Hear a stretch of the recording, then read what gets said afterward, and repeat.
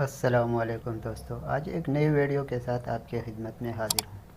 अगर आप ये समझ रहे हैं कि फ़ोन स्टोरेज या मेमोरी स्टोरेज से मैंने अपने तमाम फ़ोटो वीडियो सब कुछ डिलीट कर दिया है, या आपने जो गूगल पर सर्च किया है, जो हिस्ट्री में पड़ा है और आप डिलीट कर देते हैं, तो ये आपकी भूल है। आपने इनको सही तरीके से डिलीट कर देना चाहिए।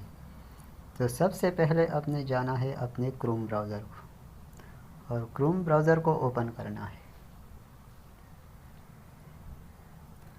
क्रोम ब्राउज़र के ओपन करने के बाद यहाँ ऊपर कोने में जो 3 डॉट नज़र आ रहे हैं, आपने इसी पर क्लिक करना है।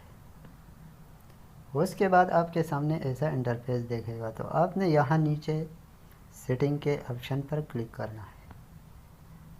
तो इस तरह आपके सामने एक पेज खुल जाएगा, और इस पेज में आपने सेटिंग साइट की जो ऑप्शन है उसको आपने मालूम करा है, जो मेरे इस फ़ोन में इस नंबर पर है। आपने इसको ओपन कर देना है। इसको ओपन करने के बाद आपके सामने ऐसा पेज खुल जाएगा। तो आपने पहले नंबर पर जो लोकेशन का ऑप्शन आ रहा है, इसको आपने ओपन करना है। और यहाँ पर अगर ये क्लोज़ नहीं है आपका ये जो ऑप्शन है, आपने इसको यहाँ से क्लोज़ कर देना है, फिर वापस आ जाना है। और यहाँ आपको दूसरे नंबर पर कैमरे का ऑप्शन नज़र आएगा, आपने इस पर क्लिक करना है। और अगर ये भी खुला है, यहाँ ये जो ब्लू नज़र आ रहा है, अगर ब्लू नहीं है तो ठीक है, अगर ब्लू है तो आपने इसको भी ऑफ़ कर देना है। और उसके बाद आपने फिर से बैक कर जाना है और नीचे की जानिब स्क्रॉल करना है। सबसे नीचे यहाँ पर आपको एक ऑप्शन नज़र आएगा डाटा स्टोरेज का, तो आपने इस पर टैप कर देना है।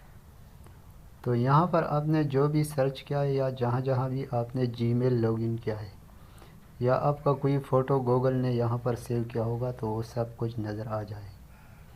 यहाँ पर मैंने जहाँ जहाँ भी अपना जीमेल लॉगिन किया है तो उसके ऑप्शन नज़र आ रहे हैं, लेकिन फ़ोटो ये सब कुछ मैंने पहले से डिलीट कर दिया था।